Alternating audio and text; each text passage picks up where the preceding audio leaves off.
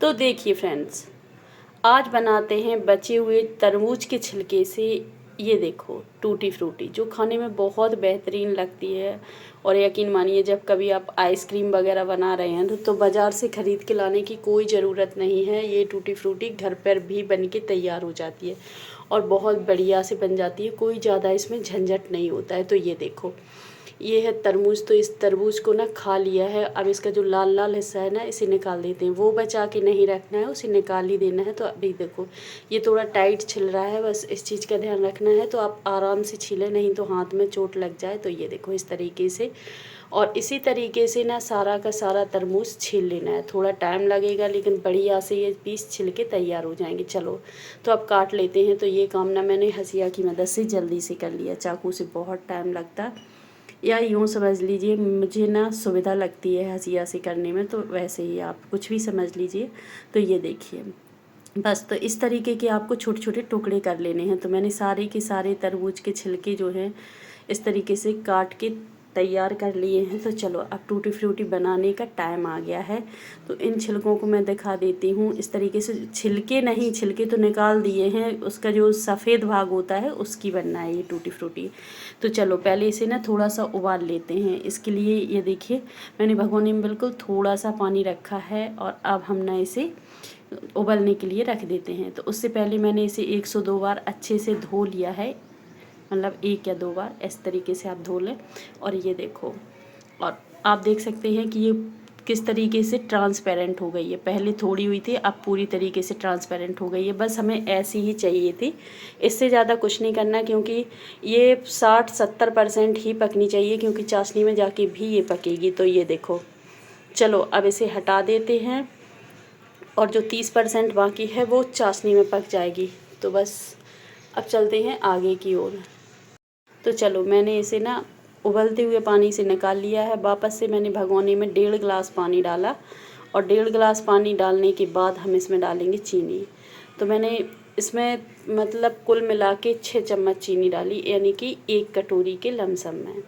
ये tutti frutti ना मीठी होती है, तो मीठी तो करने के लिए चीनी तो भाई पड़ेगी ही पड़ेगी उसमें।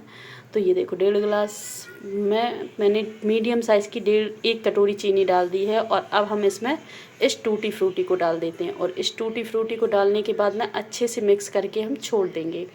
तो ये देखिए, ये रही हमारी टूटी फ्रूटी, और अब हमने इसमें डाल दी है। और बस ये देखो लगभग पकने ही वाली है, और इसे पकने में ना ज़्यादा टाइम नहीं लगेगा, 5 से 7 मिनट में ही ये काम हो जाएगा। तो बस खोलते हुए हमारी टूटी फ्रूटी को 5 से 7 मिनट हो चुके हैं। तो चलो अब हम इसमें थोड़ा पानी डाल देते हैं, क्योंकि हम इसमें जो कलर मिक्स करेंगे ना, तो उसकी हमें ज़रूरत पड़ेगी। तो हमने इस तरीके से 4 कटोरियाँ ले ली हैं, लेकिन हमें 3 ही कलर बनाने हैं, 4 नहीं बनाने। टूटी फ्रूटी थोड़ी ज़्यादा है ना कटोरी में मिलाने के लिए, इसलिए मैंने 1 कटोरी एक्स्ट्रा ले ली है। तो ये देखिए इस तरीके से, बड़ा बर्तन न लेके मैंने 2 कटोरियाँ ही ले ली हैं। और ये देखो इस तरीके से थोड़ा थोड़ा कलर डालते जाते हैं, हर कलर को इसी तरीके से डालते जाएंगे। ये दोनों एक ही कलर हैं, मैंने 2 कटोरी में डाल दिए हैं, और ये पीला कलर है, और इसके बाद हम एक डाल देंगे हरा कलर।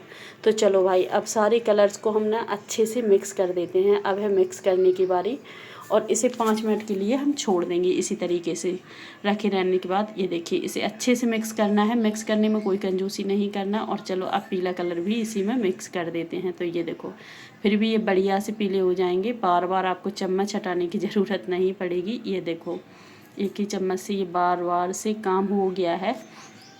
और अब वो वाले भी इसी तरीके से कर देना है। और ये देखिए हो गया ना, तो देखो कितनी बढ़िया सी हो चुकी है हमारी टूटी फ्रूटी बन के तैयार।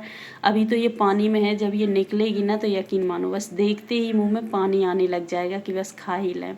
और 5 मिनट इस तरीके से हमने इसे छोड़ दिया, और 5 मिनट के बाद हम इसे छान लेते हैं। आप चाहें तो छन्नी से भी छान लेंगे, लेकिन इसके टुकड़े बड़े होते हैं तो इससे पानी ना बहुत जल्दी निकल जाएगा, क्योंकि इसमें तो कुछ है ही नहीं, तार ही तार हैं भाई। तो ये देखो बस टाइम नहीं लगना, इस तरीके से बस पानी निकालते जाएंगे और टूटी फ्रूटी को वापस से उसी बर्तन में रखते जाएंगे। और ये देखिए है ना कितना बढ़िया। तो चलिए फ्रेंड्स, हमारी टूटी फ्रूटी तो बन के बिल्कुल तैयार है। अब है सुखाने की बारी। तो चलिए वो वाली भी कटोरी इसी में डाल के इसी तरीके से छोड़ देते हैं। और ये देखो सारी टूटी फ्रूटी हमारी जो है पानी से बाहर निकाल ली है, यानी कि कलर पूरी तरीके से उसने एब्जॉर्ब कर लिया है। तो चलो अब इसे भी ना डाल देते इसी में, और कलर देखो किस तरीके से हो गए हैं। तो इसे साइड करेंगे। यहाँ हमने स्टील का एक बड़ा सा ट्रे लिया है और इस तरीके से एक रंगीन सा रुमाल लिया है, ताकि ये थोड़ा बहुत कलर रह भी जाएगा ना तो ये दिखाई नहीं देगा। तो ये देखिए इस तरीके से आपको इसे डालते जाना है और चम्मच से आप इसे फैलाते जाएं। ये देखो इस तरीके से फैलाते जाना है। और अब हम दूसरा कलर डालेंगे। आप चाहें जितने कलर बनाने हैं वही कलर बना लें, मैंने सिर्फ 3 कलर बनाए ही हैं ऐसा। तो ये देखिए हमारी पीला कलर भी डल के बिल्कुल तैयार है। और अब हम डाल देंगे यहाँ लाल कलर को, यानी कि ये देखो बस है ना कि दिखने में कितनी लाजवाब सी। अगर आपने एक बार ये टूटी फ्रूटी बना के रख ली ना, तो जब भी आप कभी कोई आइसक्रीम या कुछ भी बना रहे हैं, केक वगैरह मीठा सा, और टूटी फ्रूटी डालना है आपको सजाने के लिए, तो बहुत ही बढ़िया रहेगी और बहुत ही अच्छी होती है। तो ये देखो 8 से 10 घंटे सूखने के बाद मैंने इसे धूप में रख दिया था, तो ये काफ़ी हद तक सूख गई है। और अब हम इसे भर के रख देंगे एक डिब्बी में। ये देखिए यहाँ मेरा बेटा है जो मेरी मदद करने में लगा हुआ है, कह रहा है नहीं नहीं हम ही भरेंगे। तो ये देखो बच्चे तो करते ही हैं परेशान, तो बस वही कर रहा है वो भी, और सारे काम उन्हें पहले से ही करने होते हैं। ये देखो और कर भी नहीं पा रहा है ठीक से, लेकिन करना ही है। तो बस ये देखो उसने पूरी की पूरी डिब्बी भर दी है और हमारी टूटी फ्रूटी बनके तैयार है। फ्रेंड्स, अगर आपने कभी इस तरीके से नहीं बनाई है तो एक बार ट्राई ज़रूर करें।